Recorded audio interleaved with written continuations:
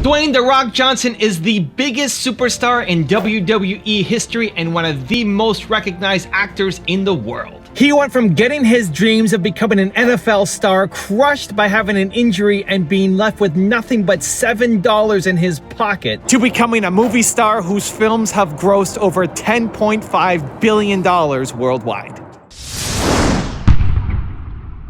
Need motivation? Watch a top 10 with Believe Nation. Top 10, I got a top 10. Got my motivation high for my top 10. Gotta learn from the wise women and men. All my life, like 9 for my top 10, top 10, 9. This one's for my top 10. Hey, it's Carmichael, and I make these videos because you are probably the most ambitious person in your circle, but you know you're capable of more, and you get that push by surrounding yourself with the best. So today, let's learn from one of the best, Dwayne "The Rock" Johnson, and my take on his top 10 rules of success. Enjoy. Okay, let's kick it off with rule number 1, break. I'm not working out. I'm not lifting. I'm not sweating.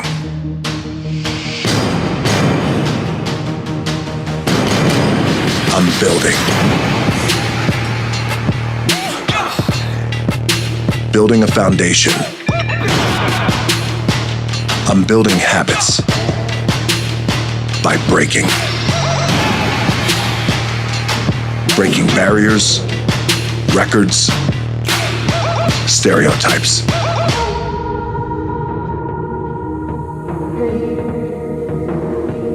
I'm breaking step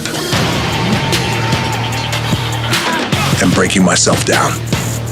We all are, if we're doing it right. Because when you build yourself back up, that's when you break through. Rule number 2, value life. When I was 15, my dad was wrestling in Nashville, Tennessee. I moved with him, and when my mom finally arrived in Nashville, she had just driven all the way across country from California, and I knew that my parents were going through some really tough times in terms of their marriage, and that was a tough day. I'll never forget it. It was probably about 1 o'clock in the afternoon. We were at a restaurant, the three of us, and they got into it. They got into a very big fight, not physical, but just really loud arguing, and my dad had a car at that time, and so they got into that car. My dad was driving, my mom was in the passenger seat, and I get in the car that my mom just drove, the family car, and I start driving it. I already had my license at that time at 15. And we're driving down I-65. I-65 is a major interstate that runs through Tennessee. And I'm watching them drive in front of me, and their car starts swerving, and I can clearly see that they are arguing. My old man makes a hard right, and he gets on the shoulder, and in the gravel road, my mom gets out of the car, and when she got out of the car, I'll never forget it, she had a glazed look over her eyes that I had never seen before. And she walks right into the middle of I-65 and continues to walk down into oncoming traffic. And my heart stopped. Horns were blowing, and cars were swerving out of the way. 18-wheelers were swerving out of the way. And I got out of the car, and I grabbed her and wrestled her over to the side of the road. And I don't remember what I said to her. I remember she didn't say a thing. And in that moment, one of the greatest lessons I've ever learned was how precious life is and how in an instant it can all go away. Changed me. The irony is, my mom has no idea that it even happened. That's the irony. That's also the beauty of it. She does not remember anything. Thank God. Because maybe it's too traumatic to remember. Rule number 3, explore your feelings. We all go through this, and we all lose loved ones. I think what I've realized in the past couple of weeks is it's good to explore these feelings. I'm feeling a little guilty, and I didn't get a chance to say the things that I wanted to say, or I wish he would have said the things to me as a father, now as a father of 3 daughters, the important, critical things that anchor us that I didn't get from him. And it's okay to explore those feelings, but it's also very important to heal, to make sure that we come back to an anchoring foundation of gratitude. A gratitude for what I was able to have with him. Yeah. You know, and so I didn't get a chance to say the things that I wanted to say to him. However, another thing that is important too is, you know, because in death, that's when we can spiral and think, well, I should have done this, and I should have called, and I should have sent more pictures. But we got to realize that the relationship that I had with my dad was a relationship that was appropriate at that time. Rule number 4, put in the work. I first picked up a weight when I was 14 years old because all the men who I looked up to in my life, who I aspired to be, were all men who went to the gym, picked up iron, and took care of business with their own 2 hands, and they made something of themselves. And at 14 years old, like everyone in this room, at 14 years old, I wanted to be a success, but in my head I thought, oh, well, if I'm going to be a success, I have to go put in the work. So I went and I put in the work at 14 years old. I went right to World's Gym in Honolulu, Hawaii. I took 135 off, and yes, took 135 pounds off that bench, and I got buried. But, hey, we all start somewhere. Also, if you want to have more confidence and self-love, check out my 254 series, where every day for the next 254 days, I'll send you an amazing video for free to your inbox to help you move your confidence forward. The links to join are in the description below. My call time is at 7, then you back your clock up 4 hours, and then that's when I get up. Be you. Be yourself. Whether it's in entertainment, whether it's out in public, whether you're a celebrity or not, whatever. And the most powerful thing you can be is yourself. Getting up at 4 o'clock in the morning every day before anybody else and grounding my thought process is in the no one will outwork me.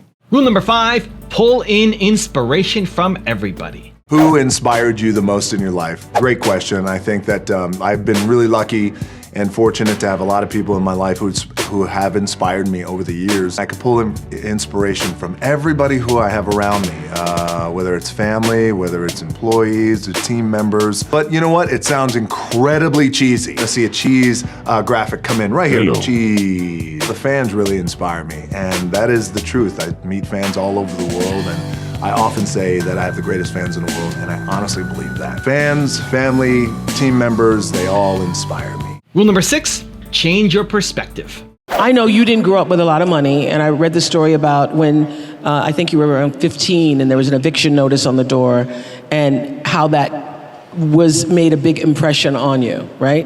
It did. Now, yes. Now, you're one of the highest paid actors in the world. Oh, thank you. I do all right, thank you. You do all right. And does that title, the sexiest man alive, the highest paid, and what do those titles mean, if anything? You're the greatest, you're the most popular, you're the most followed, you're the most.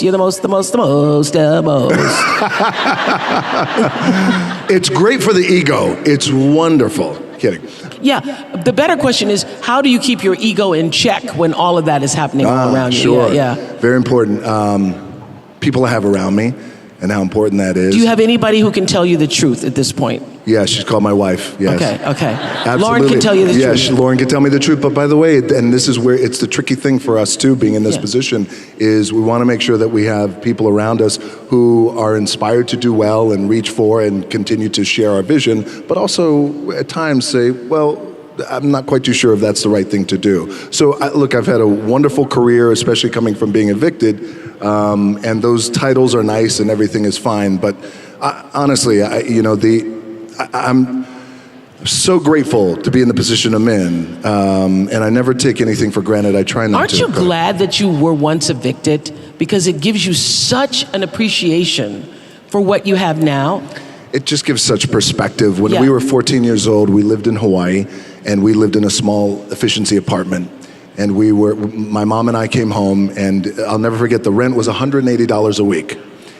And there was an eviction a week, and there was an eviction notice on the door. And it was the final eviction notice. Like, that's the one. My mom started crying, and I never forgot in that moment. It was a seminal moment for me because I felt like I never want to be in this position again. What can I do? So at 14 years old, I thought, well, the heroes in my life, Muhammad Ali, for example, professional wrestlers, they're all men who have worked hard with their hands and they built their body. Yes, that's what I'm going to do. I'm going to do what my dad taught me and these other heroes. I'm going to go build my body so we're never evicted again. But being evicted, by the way, has, as you were saying, has not only given me just great perspective, but also great gratitude, but also, and my team and my family, we laugh at it, but I feel this way, like, oh, well, you know, we're a month away from being evicted. I got to go to work. Like, I still have that in my head. You still have that. I still have that in my head, you know, but it keeps you grounded, by the way. Yeah. Yeah, because that's why the most this and the most that, again, it's wonderful, but the alternative is what I once was. Rule number 7, commit. If I had to be great at something, I wanted to be great in this world of Hollywood and movie making and producing and entertainment, I had to commit. And like you guys have to commit. Obviously, you commit to something, commit to the goal. So I quietly retired. 2 years later, I thought, what the f did I do with my career? Because my movies were not doing well. I was written off. I was like, it was around 2006, 2007. I was like, God damn. I pulled a Jim Brown. I left when I was on top, like number 1 in the wrestling business, and I left. It was a ballsy, gutsy, some call it stupid move, but I had to commit and I had to follow what was in my gut. And at that time, I'll share this with you guys, and Will Smith is my boy, and I sat down at that time with the agency I was with, and they said, what do you want to accomplish? I said, I want to accomplish the world. I want the world, and I want Will Smith's career, and I said, and I mean this respectfully because I know he's here at this agency with us, I want to do it bigger and better. And they looked at me like I had 3 heads, and they were like, okay. But I still stayed focused, and I still had still put in the hard work with my 2 hands, and that's it. And that's what it comes down to with you guys too. You know, look, I appreciate you guys giving me the time. I enjoyed this back and forth, rapping a little bit. But the one thing I do want to leave you with is, as you guys know, there's nothing you can't accomplish. You're gonna go on, you're gonna become world champions. The key for me, what I think one of the keys is, remember where you came from, keep that shit in the front of your mind, and when shit goes bad and it goes sideways, a lot of shit does, you're getting booed out of the building, or you're coming through this injury, or people are writing you off, oh, you guys ain't gonna make it, you know, any of that shit, you gotta keep it in here. And it really has to, it should drive you, it should. It works for me, it should drive you. You got all the talent in the world, it's all here. It's all here. Everybody's the next best thing. Everybody's the thing. Everybody's the best. Rule number 8, earn respect. I read that your father, you used to watch him in training, and he would say, if I'm going to get up at 6 a.m., you're going to get up at 6 a.m. So what do you think you got the most from him? Was it your work ethic? What was it? It was definitely my work ethic. My dad was a man who against the odds, made it. But he would get up at usually 5:30 in the morning, and he would say, if I get up, you're gonna get up too. He would drag me to the gym, and by the way, I'm 5 years old, and he would drag me to the gym. Yes. And I wouldn't work out, but he would just make sure that I was there and be with him, and that was our time that we could spend together. But I would say my work ethic from my dad always said too, that regardless of what you do in life and where you go, respect is going to be given when it's earned, and you have to go out and earn it every single day. Rule number 9, train. The training for me has become very defining. It's become part of my lifestyle. It's defined me in many ways. When I was 14 years old, I started training, and I thought to myself, I want to be successful, and the way I know how to be successful, I think, are the men I admire, and those men in my life were pro wrestlers who were my uncles and my dad, and then they were also Arnold Schwarzenegger and Stallone. Who were your favorite wrestlers when you were a kid? My dad, Rocky Johnson, my uncle Jimmy Superfly Snuka, the Wild Samoans. Snuka was your uncle? Yeah. Oh, shit. Yeah. So these men were like big men who always trained and got things done with their hands. So. And rule number 10, the last one before a very special bonus clip, is have fun. One of my favourite bits is you teaching your flirting. You get this Mulder, you don't really get your opportunity to flirt. So I was wondering if Jack could flirt with Dwayne to teach you how to flirt with him. Wow. So you can beat it What out. we do to sell our movie. The things we do to put asses in the seats. All right. All right. This should be good. So you're gonna flirt with me. This is not going to go well. To give it context, because he plays an amazing 16-year-old girl in Jumanji. Yeah, I can do this. Naturally. Okay. Yeah, that's gonna be good. Oh my God, hi. Hi. I hate to interrupt you, whatever you're doing right now. I just wanted to say I'm such a huge fan. Thank you. And that's my flirt. Amazing. How would That's amazing. how would you top that? I think I felt That's something. not much of an opening line. In terms of... I just don't know if I learned much from that. Can you do it again?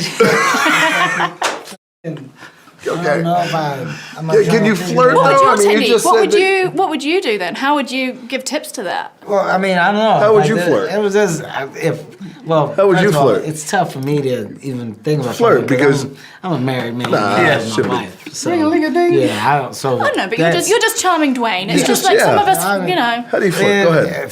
Flirt. I mean, if you Let me do this. Let me if do a there little was bit of that. ever in at a my chest. world where There that we go. Look at exists, it. you know, you gotta talk to those people. I'm so in a box of commitment that He's not you gonna know, do it. Yeah, it's He's just not gonna never- do it. Okay. It's just tough to even think about that. He doesn't, yeah, he's committed.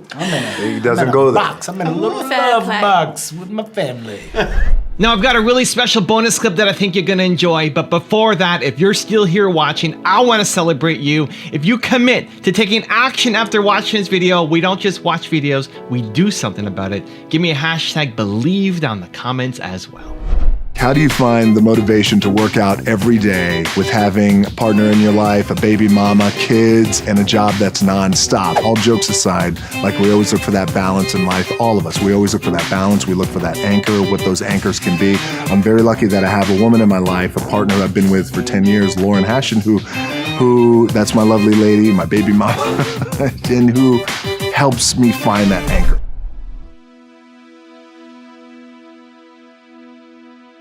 If you want 10 more awesome rules from Dwayne Johnson, check out the video right there next to me. I think you'll enjoy it.